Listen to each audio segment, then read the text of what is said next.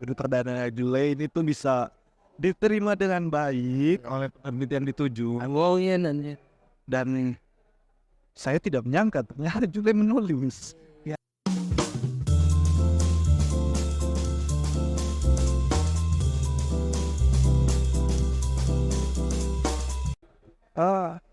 Apa cerita sedikit dong? Cerita ya gua. Ceritanya gitu, Iya, sinopsisnya atau ya intinya ketika gua waktu itu ketika gua berangkat ke satu desa, di desa tuh gua ngalamin hal-hal yang ya imajiner doang di kepala gua tuh. Ada hal yang menurut gua ini kayaknya yang muncul itu super ego gua gitu. Coba gua tarik lebih dalam, tapi kayaknya bukan. Tapi kayaknya iya juga. Jadi gue bingung untuk menentukan bahwa itu super ego gua atau bukan. Dan ketika dari desa, gue langsung berangkat ke kota dengan dua situasi yang berbeda gitu loh. Satu desanya emang lagi ramai. Ini desa yang bencana kemarin kan, di Cianjur tuh. waktu gempa ya? Ya, Waktu betul. gempa. Nah, gue lupa nama desanya. Terus gue berangkat ke Jakarta dengan keramaian yang sama, cuma kesibukan yang berbeda. Oke. Yang satu sibuk karena kebiasaan, yang satu sibuk karena bencana alam. Iya, dan itu jadi yang di kepala gue langsung absurd gitu. Pas gue lagi naik Kopaja, itu di kepala gue tuh absurd pas di Jakarta kayak, ini apa ya? Ini apa ya? Kenapa ya?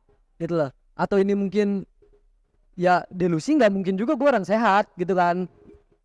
Gue anjing takut salah. Goblok. Apa kenapa? Orang delusi juga sehat. Sehat. Ya gitu. Ya itu gitu. Dan itu akhirnya gue mencoba nulis 1,5 tahun.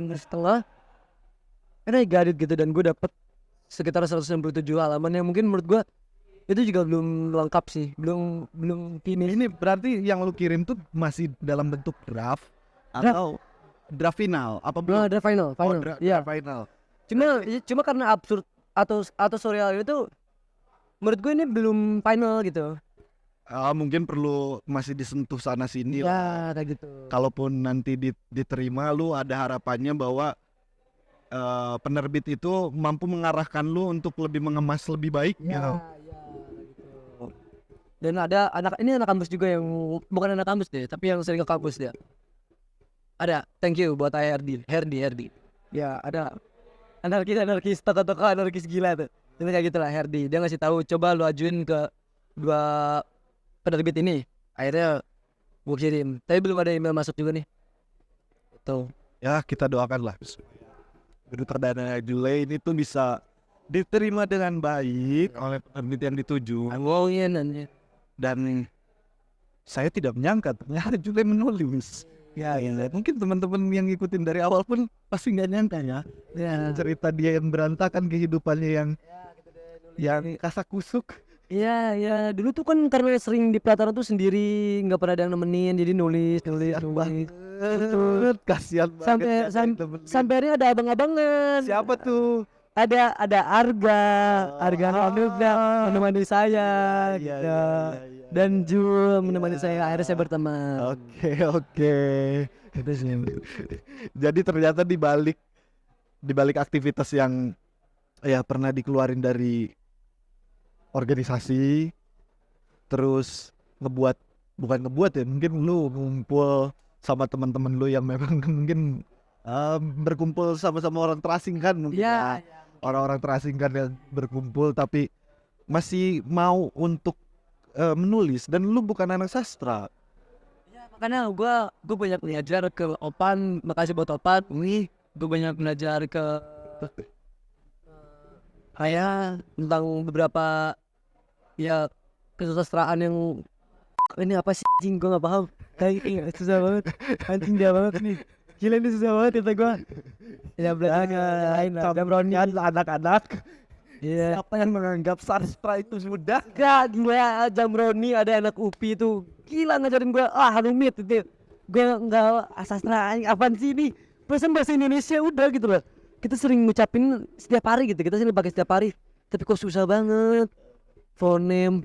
Tapi kalau gue sih ngeliatin gini ya, apapun yang kita sukai gitu, entah lu mau jurusan apa, lu sukanya apa gitu, teman-teman yang di rumah sukanya apa gitu, jurusannya apa. Kalau misalkan sekalipun misalkan lu ngambil jurusan matematika dan lu suka banget sama matematika dan bagi lu itu matematika mudah, ya kan terasa mudah. Kalau menurut gue ya susah gitu, tetap susah. Mungkin sama dengan kayak ketika orang menganggap sastra itu susah gitu, kayak lu lah awalnya kan menganggap susah nih, sulit nih, rumit nih. Ya mungkin bagi orang yang menyukai sastra ya akan tetap gampang aja gitu, kayak karena mungkin pada dasarnya disukai kali ya. Kita gue masih kurang menyukai ya. Mungkin ya lu itu gimana? Itu belum ada kesadaran suka atau suka banget hari. Makanya terbata-bata di situ untuk menyelesaikan kata-kata gue cinta atau tidaknya ke sastra. Ternyata sulit itu. Kan di Kolonial tuh ada program namanya magang nulis. Nah kemarin tuh baru ditutup season 1. Jadi magang nulis ini tuh ditujukan untuk teman-teman penulis yang memang belum pernah terbit tulisannya di media, atau masih katakanlah banyak keraguan-raguan atau kebingungan lah dalam menulis gitu. Nah bukan kita membantu ya, kita belajar bareng-bareng, klise sih memang, tapi ya seperti itu adanya karena kita semua yang ada di Kolonial adalah orang abad tirahan. Jadi kita belajar bareng-bareng gitu untuk mengemas suatu tulisan yang paling tidak tepat sasaran dan enak dibaca.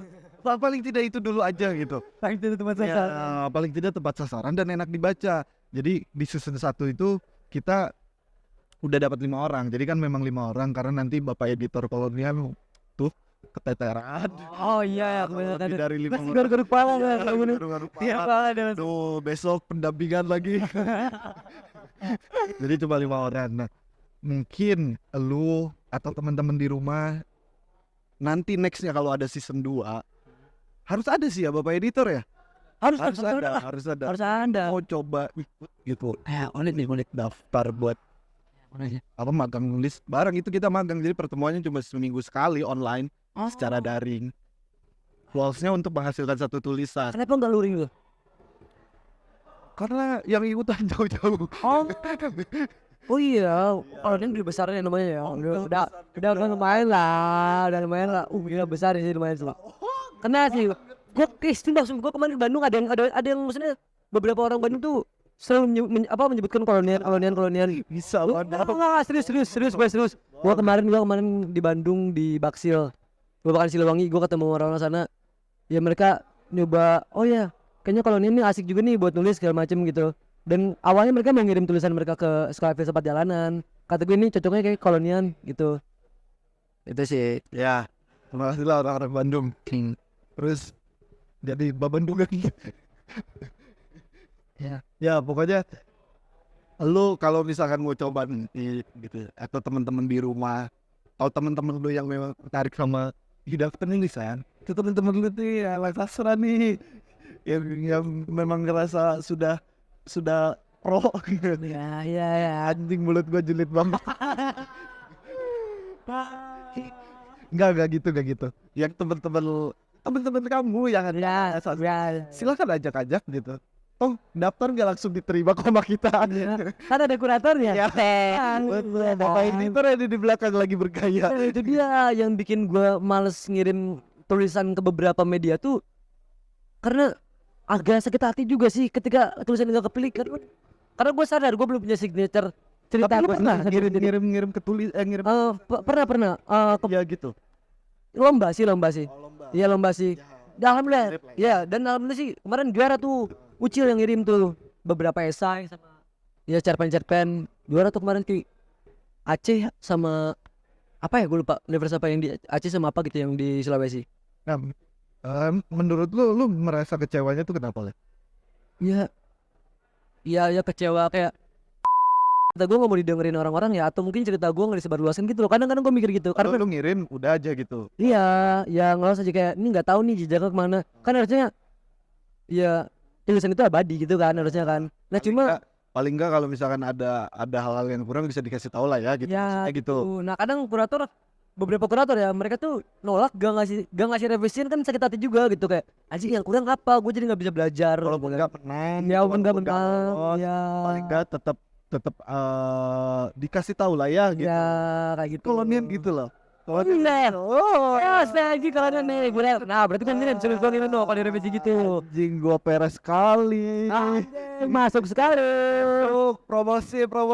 Kan gitu ada lah media lah. Oh, gue udah ngirim ke 4 media, yang masuk cuma 1. Ada. Ya, ya media itu kemarin kan SFJ tuh Sekolah Festival Perjalanan ada kuratornya juga. Ya gue sendiri pun dikurasi dulu nih tulisannya. Alhamdulillah masuk itu gitu loh. Karena yang megang pun bukan gue dan yang ngebangun pun bukan gue gitu kan. Gue cuma ikut andil sama mereka di awal mereka gitu kan. Pas tulisan gue keterima, baru gue join sama mereka. Lu lupa gue le. Ntar. Gara-gara udah dikasih tahu 50 menit gue jadi lupa. Lu tulisan yang paling lu suka sering nulis tuh tulisan apa tuh? Itu yang tadi gue bohongin tuh.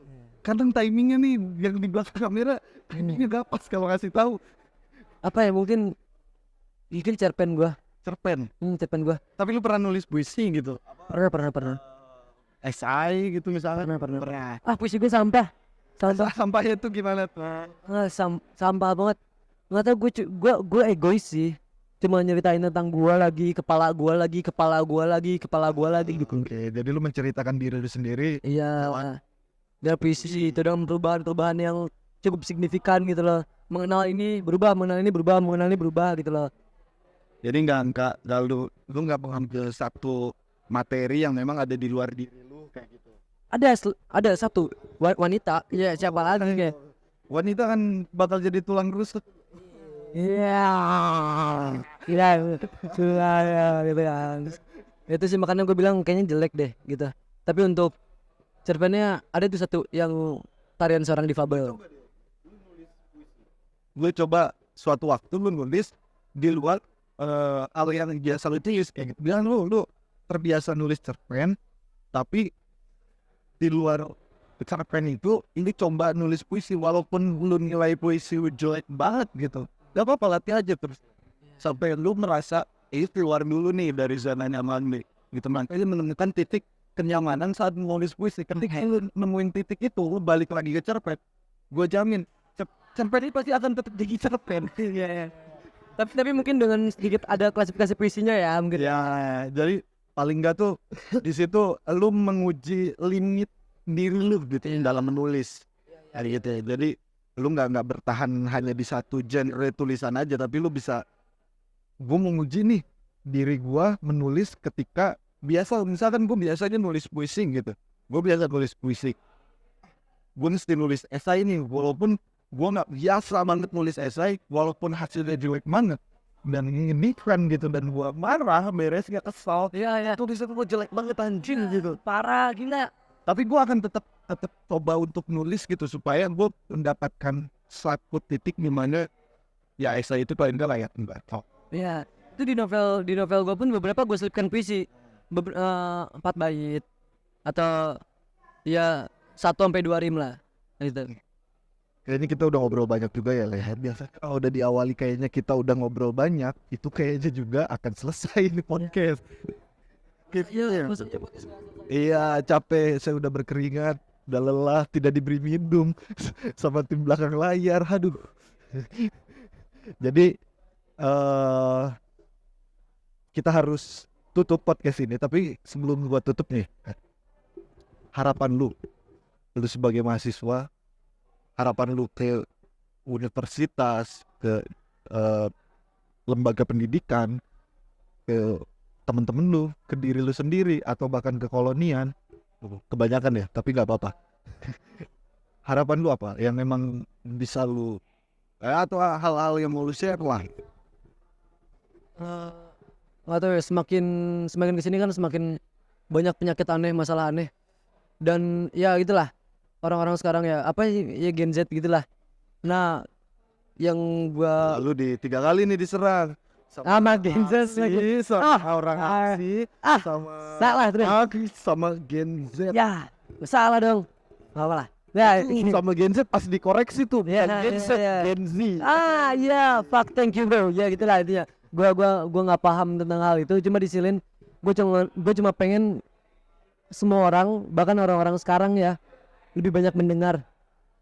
dibanding bicara. Iya, karena sumpah beberapa kali gue ngedengerin bulian, tiap hari gue mendengarkan bulian. Gue tiap hari dibully, gue kan jadi bulian dah, bicara dengan anak-anak. Dan alhamdulillah gue nggak pernah baper, nggak pernah merasa baper sedikit pun kebencian ke anak-anak. Di sisi lain yang gue dapat dari cemoohan atau sekalipun yang gue dengar buruk ya, itu jadi hal yang baik buat gue. Jadi banyak-banyak denger. Oke, jadi itu teman-teman. Menurut Jule di zaman sekarang ini ya hampir setiap orang terlalu banyak berbicara, dan karena saking banyak yang berbicara tidak banyak yang mendengar. Iya. Jadi bicaranya kemana-mana, gitu ya? Ya gitu ya. Thank you dari correction gitu lah, gitu sih. Oke. Ya. Jadi teman-teman, makasih banget hari ini podcast kolonial, karena saya juga sudah pegal duduk di time-nya. Ya, oh ini Iya, hari ini kita selesaikan podcast kolonial duduk kampusnya. Sampai jumpa di kampus-kampus berikutnya, dan sampai jumpa dengan mahasiswa-mahasiswa yang lainnya. Makasih Jule, makasih banyak. Salam-salam dulu. Dadah teman-teman kolonial.